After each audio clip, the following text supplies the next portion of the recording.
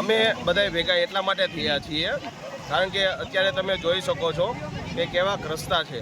રસ્તા એટલા ખરાબ છે કે અમારે 8 વાગે ઘરેથી નીકળવાનું હોય એ છતાં અમારે છોકરાઓને મૂકવા માટે 9 વાગે નીકળવું પડે છે કે સ્કૂલે ટાઈમે પહોંચી શકે. પ્લસ અમારા છોકરાઓ અમારા ઘરવાળાઓ બધાય ઘણા બધા અહીંયા પડે છે.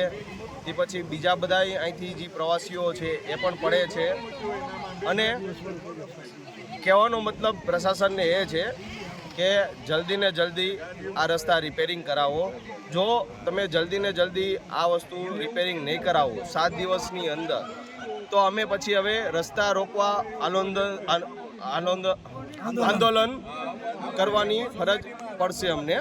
જેથી કરીને નમ્ર વિનંતી છે અમારી કે તમે જલ્દી ને જલ્દી રસ્તા રિપેરિંગ કરાવો અને રિપેરિંગ એવી રીતના કરાવજો કે જેથી કરીને પાછું અમારે તમને કહેવું ના પડે.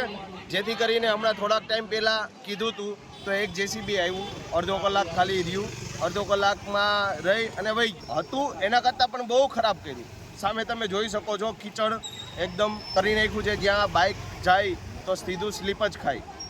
એટલે જેથી કરીને પ્રશાસનને એવી નિવેદન છે કે તમે જલ્દી ને જલ્દી રસ્તા રિપેરિંગ કરાવો.